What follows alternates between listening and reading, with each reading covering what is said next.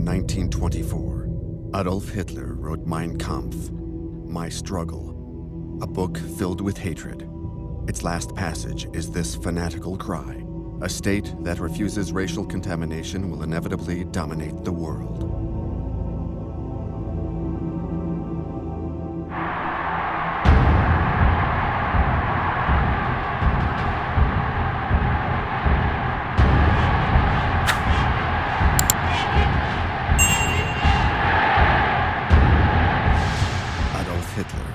Born April 20, 1889, he commits suicide on April 30, 1945. How did this Austrian, who came out of nowhere, succeed in conquering Germany? How did he sow the seeds of hatred and violence?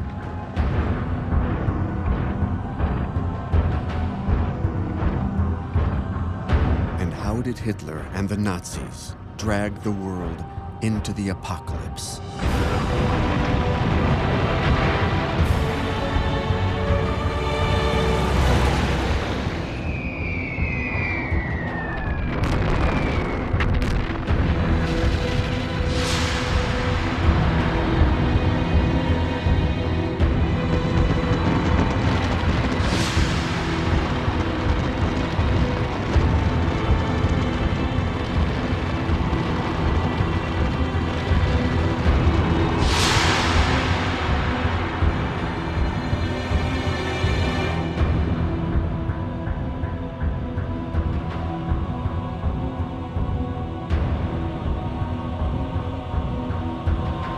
How was the Hitler phenomena possible?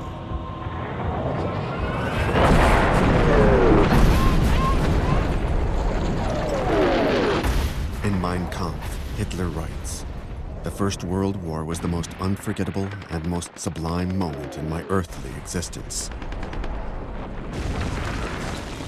For 4 years, Corporal Hitler has been a courier, carrying messages for Bavaria's 16th Infantry Regiment.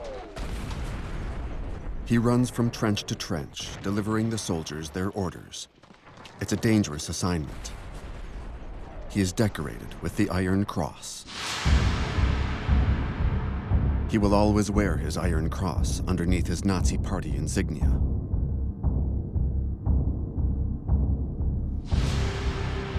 During the First World War, Hitler learns utter disdain for the value of human life, as do many other soldiers in this terrible conflict.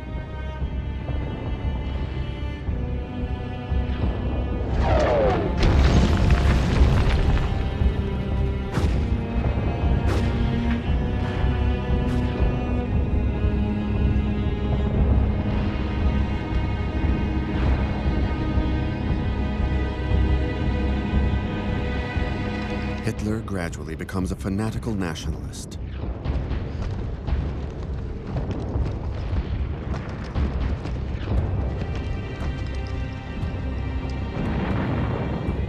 Also, in the trenches, the confused idea is born that one day he will bear witness and stand up for his companions in misery.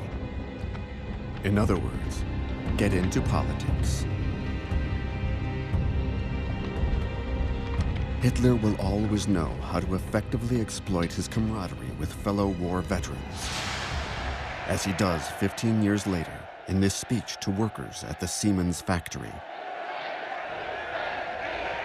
Volksgenossen und Genossinnen, meine deutschen Arbeiter, ich bin aus euch selbst herausgewachsen, bin einst selbst unter euch gestanden, bin in 4,5 Jahren Krieg wieder mitten unter euch gewesen und habe mich dann durch Fleiß, durch Lernen und ich kann sagen durch Hungern langsam emporgearbeitet.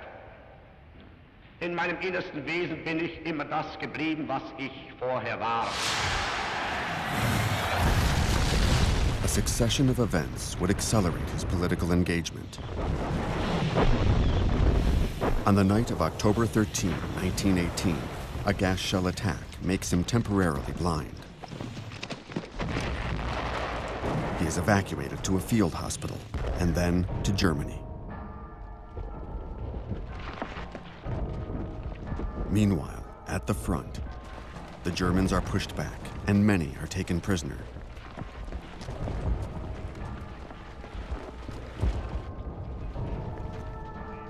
Hatred of the French is omnipresent, fueled by the victor's injurious acts. Here, a German soldier's last possession, his pipe, is stolen by a French soldier.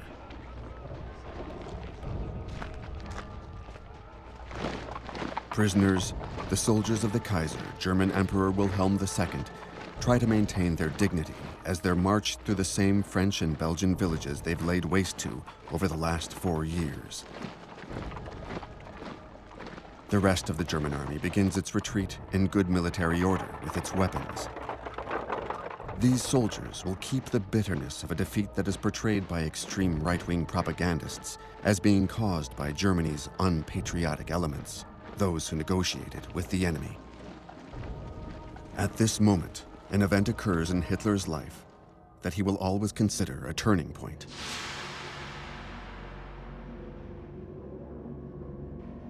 He slowly recovers and eventually regains his sight in the Pasewalk military hospital north of Berlin, where the army treats cases of shell shock.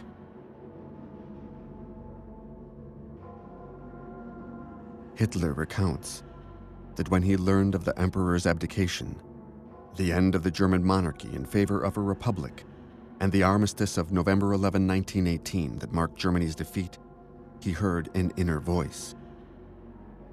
He states, "This voice called me to free the German people and to restore Germany's greatness." Hitler will never cease to exaggerate this event, transforming the hospital into a veritable temple dedicated to his miraculous mission. Above his bust, these lines from Mein Kampf will be engraved.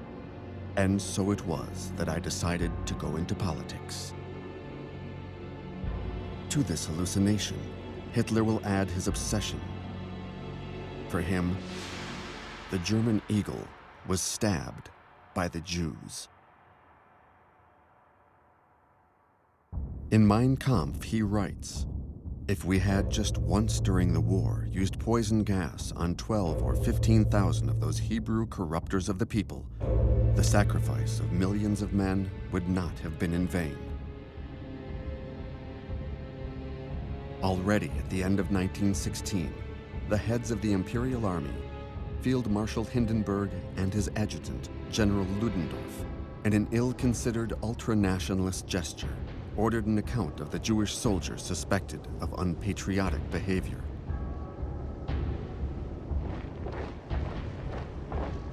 Anti-Semitism goes back centuries and knows no borders. Dogged by this destiny throughout history, the Jews, whether poor and living in ghettos or assimilated in bourgeois, periodically become scapegoats in times of crisis.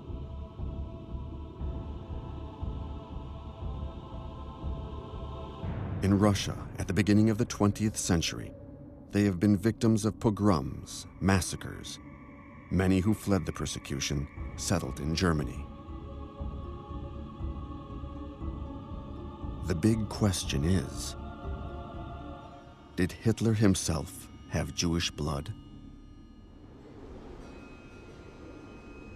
One of the Nazi regime's most closely guarded secret is that he's unable to prove the opposite. He doesn't know who one of his grandfathers was. The identity of his father's father is unknown. Hitler's grandmother eventually married a miller, Johann Hitler, who recognized the son, giving him his name. According to Nazi law, Hitler doesn't meet the so-called protection of the blood criteria imposed on the Germans, who, to avoid persecution, must prove that none of their 4 grandparents were Jewish. Hitler cannot prove that he isn't Jewish in Nazi terms.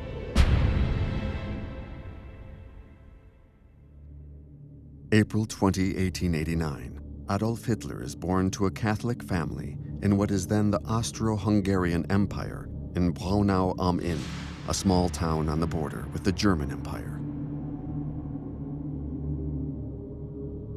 His father is a customs officer. A widower, he remarried his much younger cousin, making it an interbred union. During Hitler's early childhood, the family moves often due to his father's changing assignments along the border.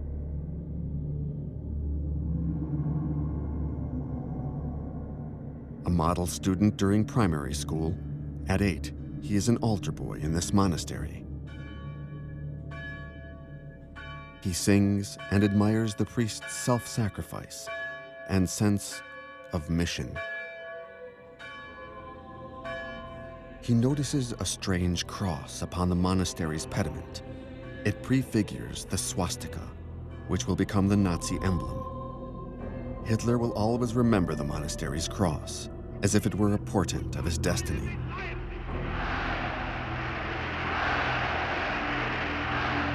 In India, for centuries, the swastika has been a beneficial symbol of the perpetual movement of humanity. In the Nazis' deviant interpretation, it becomes the symbol of the Aryan race, a mythical pure race of tall, blue-eyed blondes, to which Hitler will add a helmet. And the mystique of a superior race. Unseren Augen, da muss der deutsche Junge der Zukunft blank und rank sein. Flink wie Windhunde, zäh wie Leder und hart wie Krummstahl. Wir sind entschlossen, ein neues Geschlecht heranzuziehen. Growing up, Hitler doesn't correspond to this ideal. He is pampered by his mother. He will return to this Austrian landscape at important moments in his career, like this one, a few weeks before his invasion of Poland and his provocation of the Second World War. Images of his childhood home, filmed and edited by his mistress Eva Braun and entitled, "The Führer Visits the Homeland of His Childhood, June 12, 1939. He stops to place flowers on his parents' graves, as is the custom. He bears no resentment towards his father, a strict disciplinarian who drank. But his mother, who died from cancer at age 47, was the only person Hitler ever really loved. During all of the Führer's birthdays, she reigns over the presents, and in his bunker during his final moments, Hitler carries her portrait with him. Hitler was in conflict with his father, who wanted him to become a civil servant. But Hitler will not go far in school, arrogantly considering himself above the education system. At 19, after his mother's death, he leaves for Vienna. He's not predestined to go into politics, since he dreams of attending the Beaux-Arts Academy. Thanks to his modest inheritance, he's able to live the Bohemian artist's life. Vienna at this time is one of Europe's intellectual centers. Hitler discovers the upper crust lifestyle, against which the red flags of the socialist activists are unfurled. Having left his home province, he discovers the many communities living in the Austro-Hungarian capital. Czechs, Poles, Italians, Croatians, and Jews. He will later state, "It appeared to me like the incarnation of racial profanation."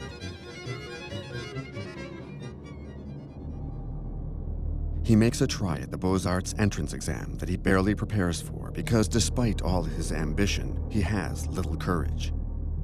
He isn't admitted. The period that follows is a difficult one. It's just before the Great War. He lives in a boarding house for men and survives by copying postcards for tourists.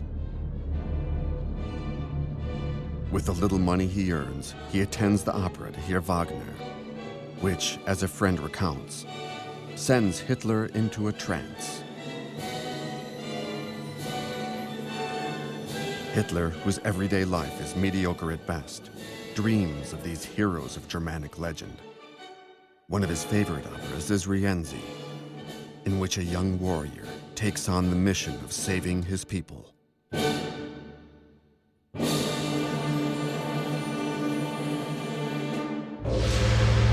Mobilization. Hitler is 25 this August 2nd, 1914, and the declaration of war will transform his failed artist's life. Earlier, to escape military service, he had fled Austria. Now he is in Germany, in Munich, swept up in the folly of extreme nationalist sentiment that is hurtling all of Europe towards the Great Massacre.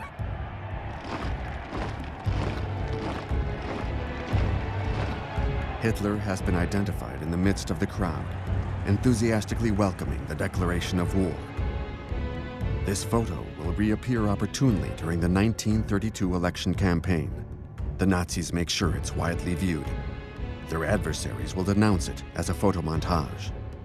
But one thing is certain, Hitler was indeed there. He fought in the war, and the war transformed him.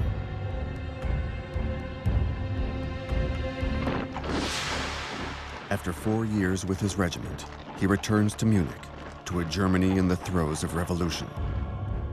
Hitler is 30 years old. A decisive period opens up before him.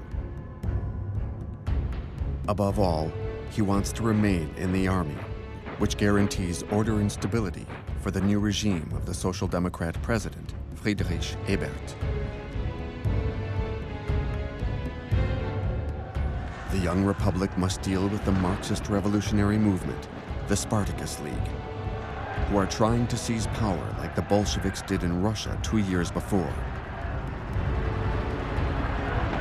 The army crushes them, aided by volunteer nationalists, the Free Corps, a spawning ground for the future Nazi party.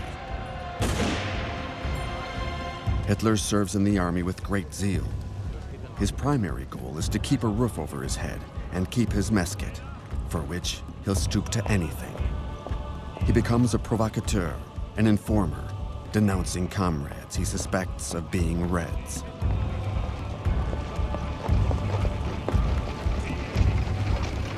His superior officers, whose duties include controlling the population by combating communist ideas, take note of his anti-revolutionary fervor.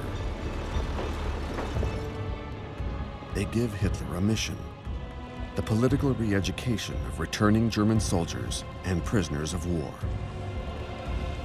Hitler's commanding officer notes, he's a natural-born orator. His fanaticism and populism captivates listeners, forcing one to think as he does. Hitler says, "At that moment, I understood that I knew how to speak." Next, he would learn to use theatrical effects and how to dominate his audience, as shown in this 1933 film of which we have kept the original soundtrack.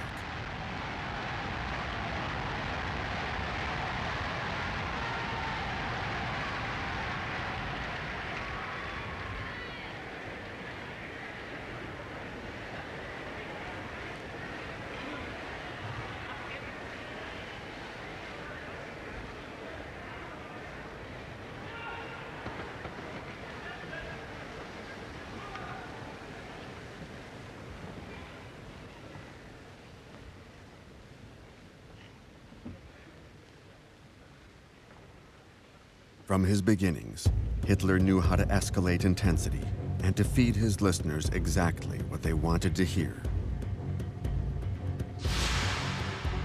In 1919, he denounces the national shame of the Treaty of Versailles.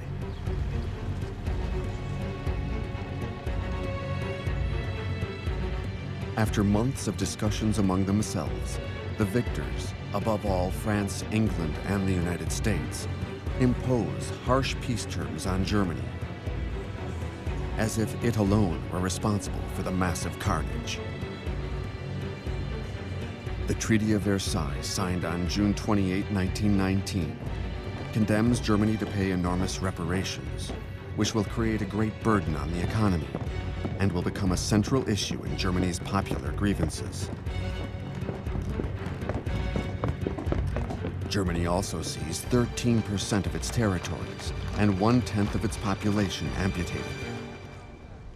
Alsace-Lorraine once again becomes French, and the Rhine's entire left bank is demilitarized.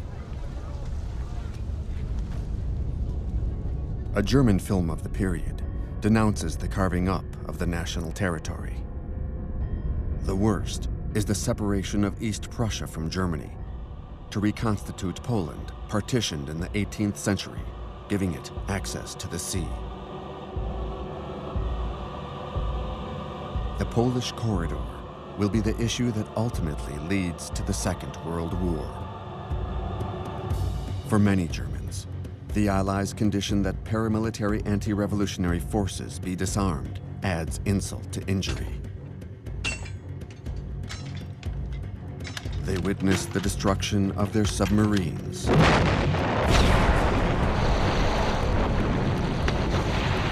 their battleships,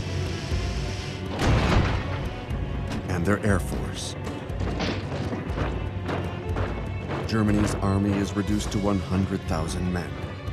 Hitler, against his wishes, is demobilized into this Bavarian region in upheaval, where the right-wing extremist groups proliferate. Here, he is filmed for the first time during a demonstration of the DAP, the German Workers' Party. As early as 1919, the army has ordered him to infiltrate and spy on this group. Lacking better prospects, he remains a member and develops into a full-time political agitator. Politically, Bavaria is on the far right, whereas power in Berlin is with the center-leftist Weimar Republic, named after the city where the new constitution has just been voted into law.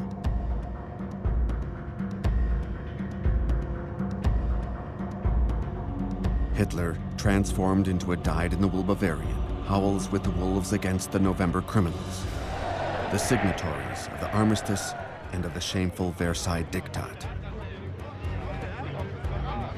These sentiments are shared by the army, especially by the war veterans, who gather in Munich's large beer halls. One of these is the Burger Braukeller, where on August 13, 1920, Hitler makes his political debut with a lecture entitled, "Why Are We Anti-Semitic?" For Hitler, the answer is, beyond his visceral hatred for the Jews since the German defeat, that anti-Semitism is the best strategy for attracting nationalist militants. Hitler galvanizes the radicals of his small right-wing extremist group. They make him their leader and buy him a car, evidence of his importance. Hitler changes the party's name, associating the terms national and socialism. His goal is to create a wider appeal and to show his anti-capitalist stance. The DAP will now be the NSDAP, the National Socialist German Workers' Party, the abbreviated form of which is Nazi. In his small headquarters in a Munich beer hall, he draws his party's emblem. He will write in Mein Kampf, "After innumerable attempts, I chose a red flag to show our movement's social dimension, with a white circle representing our nationalism, and the swastika, symbol of the Aryan, the eternal anti-Semite." To protect their meetings, he creates the SA Stormtroopers, his assault unit, a small militia whose uniforms he obtains from a stock of the former Austro-Hungarian customs office. His radicalism increases the party's membership from 2,000 to 20,000, multiplying by 10 in 1 year.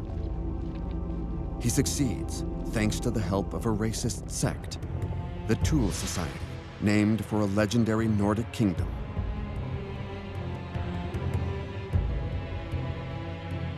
Its members finance a newspaper with funds of questionable origin. This publication becomes the official Nazi Party newspaper under a new title, Völkischer Beobachter, the racist People's Observer. Its editor, Alfred Rosenberg, is a member of the Tool Society and acts as the theoretician of anti-Semitism. Confused, if not to say deranged, he'll be an important inspirer of the Shoah. Another former member of the Tool Society during his student days is Rudolf Hess. He'll become Hitler's secretary and one of his most servile and fanatical accomplices. Another addition to the early militants' ranks is a World War I hero, Hermann Goering, one of Germany's most celebrated fighter pilots. Like many other veterans, he has difficulty readapting to civilian life. In Hitler, he finds someone who articulates his own anti-revolutionary ideas. He'll become the number 2 of the Nazi regime and an instigator of the concentration camps. In 1922, in a political march, Hitler places Goering next to General Ludendorff, still wearing his spiked helmet, to show veterans that their great wartime chief supports the Nazis. Ludendorff, one of the men responsible for prolonging the war, is convinced that the politicians denied him his victory. This theory is shared by many German generals. Ludendorff's adhesion to nationalist ideas opens up new perspectives for Hitler. Everything seems possible. In Italy, the extreme right, Benito Mussolini's fascist party, has just seized power.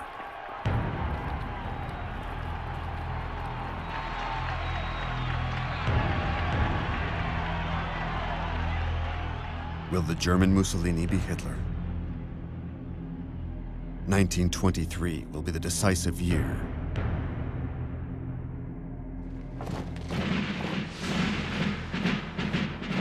January 11, 1923. Stunned Germans watch helplessly as French and Belgian soldiers take control of the Ruhr, Germany's mining and steel production region. This results from Germany's refusal to pay its war reparations, the indemnities imposed by the Treaty of Versailles.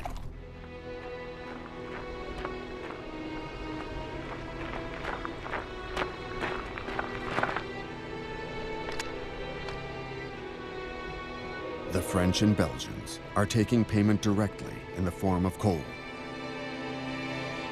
Consequently, the German government orders passive resistance, a miners' and rail workers' strike. The French will simply replace the strikers.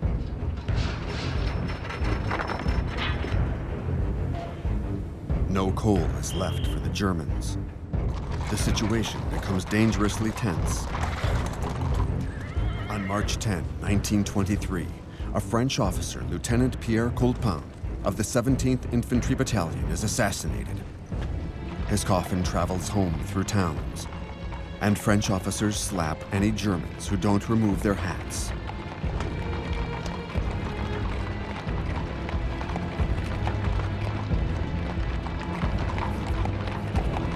Indelible images, captured forever, will be profitably exploited by the Nazis, such as the 13 Krupp factory workers killed by the French on March 31st, and the execution of saboteur Albert Schlageter. The Nazis' newspaper depicts him as a martyr. In addition, it accuses African soldiers in the French army of having raped German girls. Once in power, Hitler has the offspring of these unions sterilized and will take further cruel revenge in 1940. Hitler denounces the weakness of the government that allows the French to treat Germany like one of its colonies.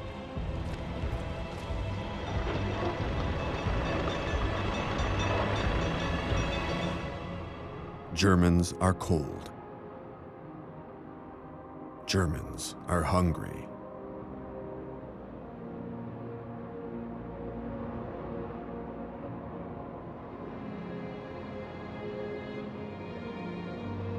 They try to steal coal back from the French.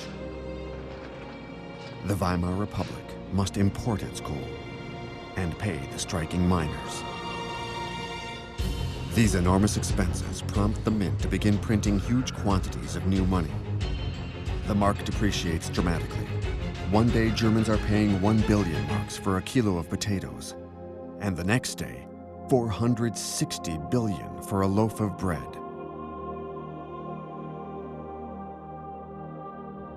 In this ferment of off-the-charts inflation and unemployment, the Bavarian extreme right mobilizes, with General Ludendorff as its leader.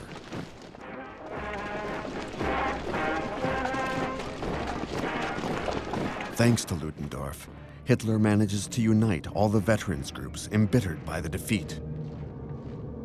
He wants to attempt a putsch, a coup d'etat, to march on Munich and then Berlin. Hitler says, "Our people are subjected to such extreme economic conditions that if we don't act now, they'll change over to join the communists."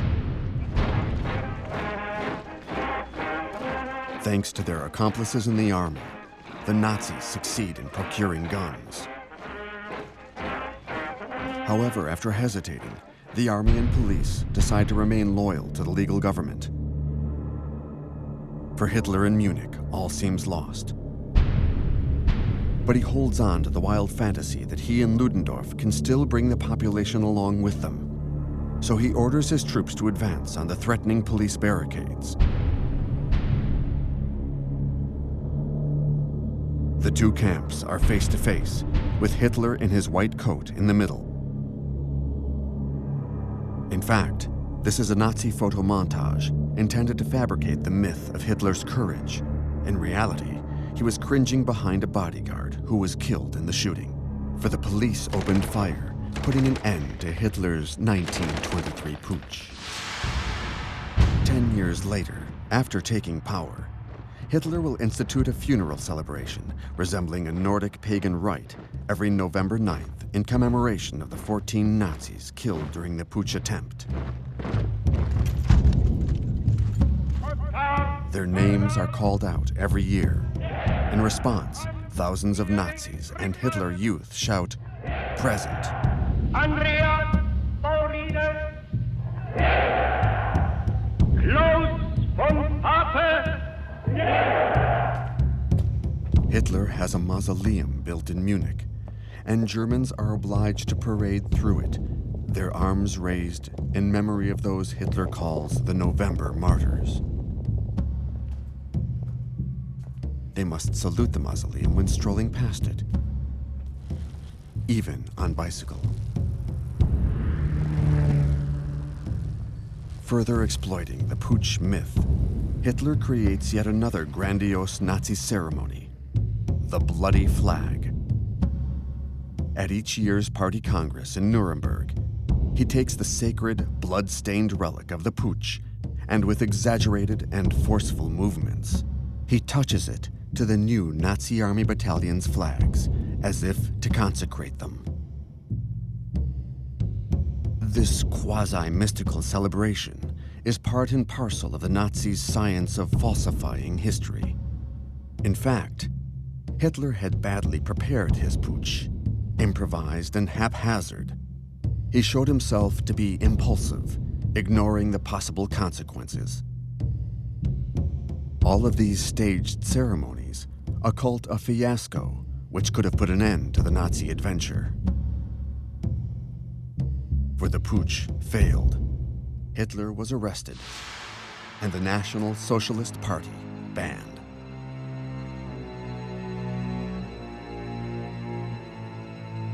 The great Austrian author Stefan Zweig wrote, "Thus, in that year of 1923, the swastikas and stormtroopers vanished, and Hitler's name sunk into oblivion again."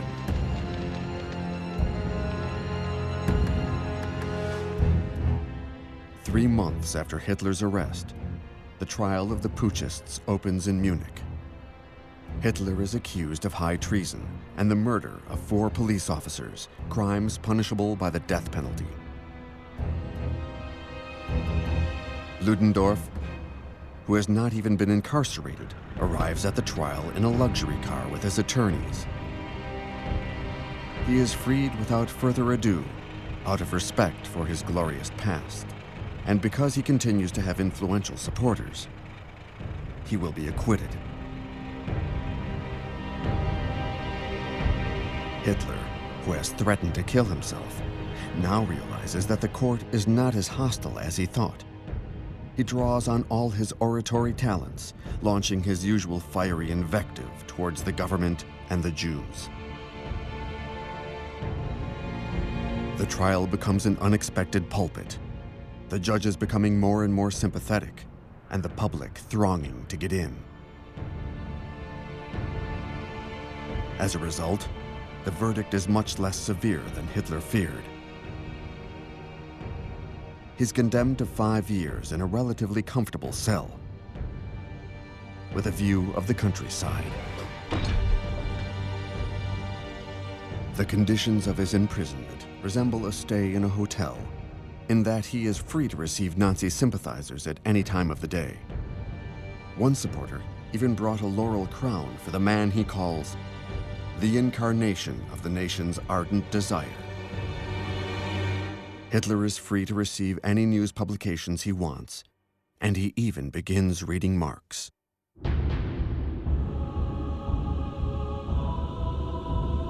Rudolf Hess, condemned to 15 months for his role in the putsch, has the neighboring cell and joins the small group who essentially discuss infighting between the right-wing parties, who are tearing each other apart.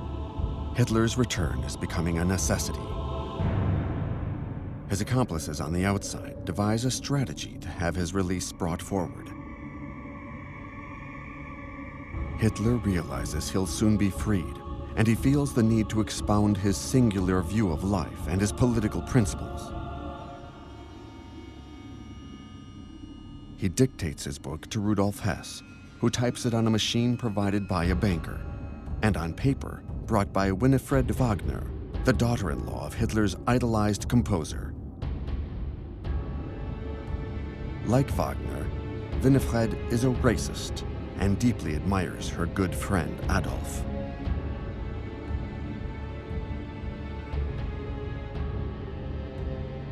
Nazi journalists rewrite his hurriedly written manuscript.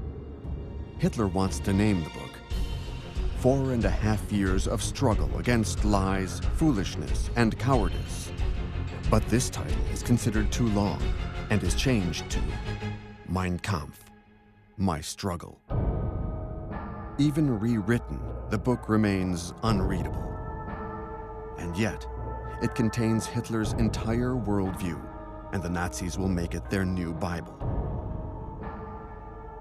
Transcribed like the Holy Scriptures, and bound like the great medieval manuscripts.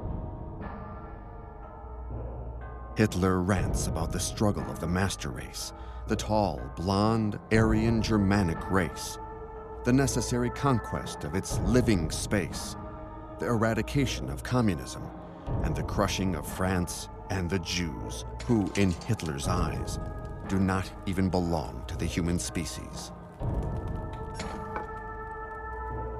At the time, many readers judged the book to be errant madness, a fatal error.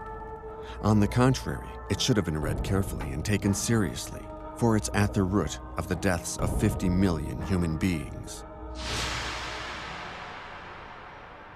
Hitler is released from prison on December 20th, 1924, for good behavior. Now, he dreams he's a successor to the great founders of the German nation, such as Bismarck. He claims, "My time in prison brought me confidence, optimism, and a belief that nothing could ever shake me again." And yet, his journey through the political desert is only beginning. Mein Kampf is a failure, selling barely 20,000 copies.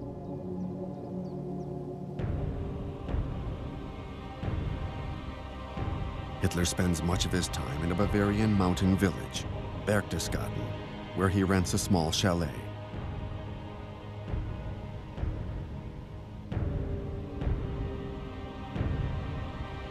He meets a pretty 16-year-old waitress, Maria Reiter, and they have a brief affair. She wants to marry Hitler. He refuses, suggesting she be his shadow mistress. He'll ask the same of the other women he seduces, so that nothing can interfere with his mission. She leaves him. He writes the second volume of Mein Kampf. It deals mainly with his project of expanding Germany's living space into Russia. Sales of the book are average, until his taking of power in 1933.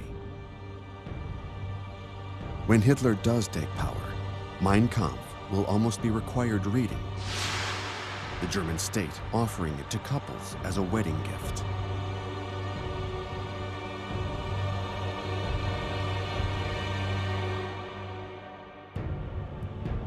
If it isn't on your bookshelf, you could be denounced by your hired help. It will be distributed by Krupp Steel executives to their meritorious workers. By hook or by crook, over 80 million copies of Mein Kampf will be sold, and it's translated into countless languages. The royalty payments are astronomical, making Hitler a very rich man. On February 27, 1925, Hitler makes his political comeback in the famous Munich beer hall where he launched the putsch, reaffirming his leadership of the Nazi Party. The next day, an event occurs that will advance his cause. The very incarnation of the new German democracy, the first president of the Weimar Republic, Social Democrat Friedrich Ebert, dies at 57 from a badly treated case of appendicitis. Germans feel the loss strongly, as his government had succeeded in cutting inflation, and the economy was recovering well. Germans must elect a new president, and the swastika makes its comeback during the political campaign. The ban on the Nazi Party has recently been lifted, as it's no longer considered dangerous. In fact, Ludendorff, the candidate of the United Extreme Right parties, obtains barely 1% of the vote. Ludendorff's failure is what Hitler secretly desires, as it disposes of his main rival, for whom he half-heartedly campaigned. Revealing his political instinct, he says, "We gave him the finishing blow." The man the Germans elect is the other great war commander, Marshal von Hindenburg.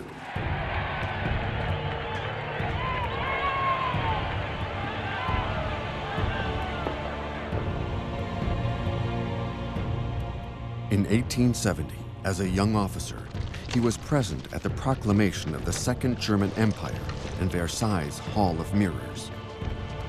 He reassures the army and unites the conservatives, which worries the left and the rest of Europe.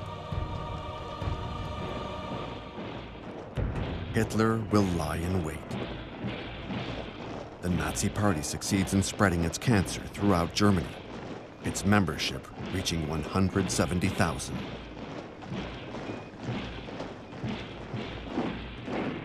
Hitler transforms his stormtroopers into a veritable private army.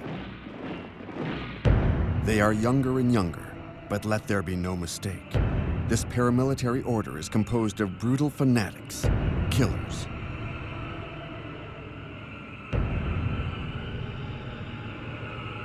Their new uniform earns them the nickname, the Brown Shirts. It imitates Mussolini's black shirts, who some years before marched so successfully on Rome. Another symbol borrowed from Mussolini is the Roman salute, the outstretched arm accompanied by a guttural cry. In Mussolini's case, it's Viva il Duce. With Hitler, it becomes Heil Hitler, long live Hitler.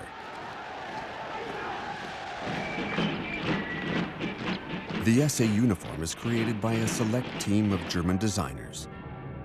Among the manufacturers is Stuttgart designer Hugo Boss, who promotes it in his ad campaigns. Hugo Boss, a Nazi Party member, will also produce the terrifying black uniforms of the SS, the Schutzstaffel, Hitler's new protection unit, as well as the Hitler Youth uniforms. This is all very costly. The money mainly comes from rank-and-file Nazi Party members and from rich sympathizers, such as steel magnate Fritz Thyssen, whose steel plants are ready to forge new guns. They also include Henry Ford, the world's largest car manufacturer. The anti-Semitic Henry Ford will strongly support the Nazis by giving them all the profits of Ford's auto sales in Germany. In addition, Ford, each year on Hitler's birthday, makes a personal donation of $50,000, a hefty sum in those days.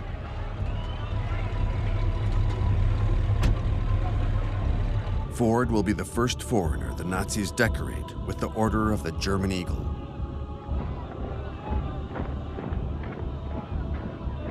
This is how the Nazis pay for their enormous party congresses and their vast propaganda operations meant to influence public opinion and galvanize their followers.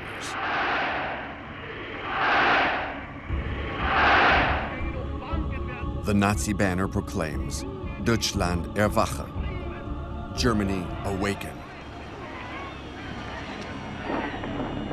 In 1927, Hitler chooses Nuremberg, a Nazi bastion and a medieval city of historical significance, with a Wagnerian allure which brings out its connection to the Germanic warlords of the Dark Ages. Hitler calls Nuremberg his ideological capital.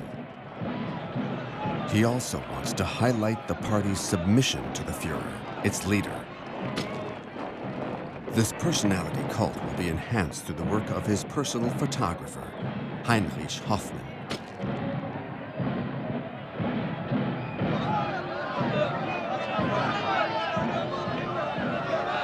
Always at the center of events, a Nazi from the start, a virtuoso of the Leica, he is always close to his master. Hoffmann takes a series of surprising photographs intended to show the great leader's personal side.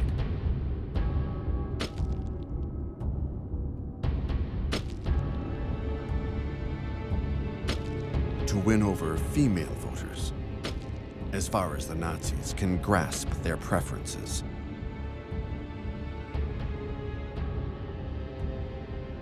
In Hoffmann's small Munich photography shop, Hitler, as always, inspired by Wagner and fascinated by opera singers' theatrical movements, studies a whole range of gestures conveying domination, which he will use in the first big Nazi rallies.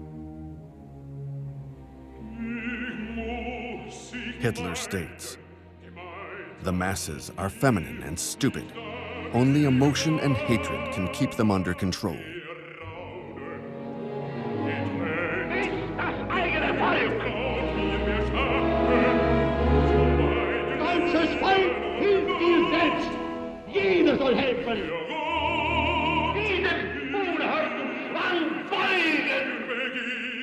Hatred. This is exactly what the SA is sowing throughout Germany, beginning with the Jewish neighborhoods in large cities.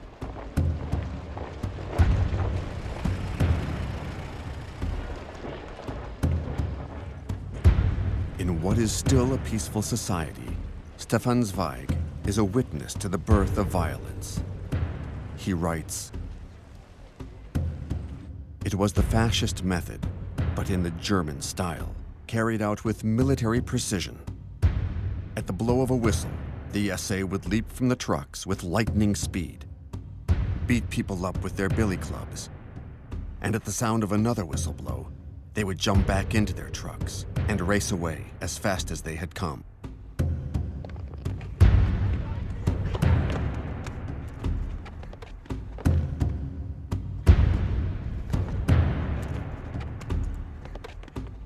But the intimidation and terror produced sparse results. In Germany's 1928 legislative elections, the Nazis obtained only 2.6% of the vote, less than 1 million ballots. The Communists received 3 times as many, the Central Party 4 million, and the Right 5 million. The Social Democrats come out on top with 10 million votes. Yet in the Reichstag, Berlin's parliament, this 2.6% of ballots, mainly from rural areas, translates into 12 new Nazi deputies. They create quite an impact, as almost all are wearing SA uniforms. Among them, making his comeback, is Hermann Göring. Wounded in the lower stomach during the putsch, he's gained a lot of weight and become addicted to morphine. It is finally Joseph Goebbels' grand entrance into politics. He closely corresponds to a maxim formulated by Nietzsche in the previous century. Fanaticism is the only form of willpower to which the weak and irresolute can rise. Goebbels is hardly the tall, blonde Aryan type. He's short, limps, and has suffered from an inferiority complex since childhood due to his clubfoot. However, his diabolical cunning compensates for this handicap. He's a rebel against society who flirted with Marxism until the decisive meeting of his life with Adolf Hitler. Goebbels then saw the light. By refusing to publish his manuscripts, the Jews have prevented him from becoming a great writer, and the communists are responsible for the chaos in society. He states, "We enter the Reichstag like wolves into the sheep pen." But it's impossible at this moment for either the public or the deputies to grasp the significance of his statement. The general public's view of the Nazis is expressed in the newspaper, the Frankfurter Zeitung. Hitler has no coherent ideas or thoughts. Hitler is a dangerous madman. He's arrived at this point by following the wartime ideology to the letter, interpreting it in a primitive way, as if we lived in the times of the barbarian invasions at the fall of the Roman Empire.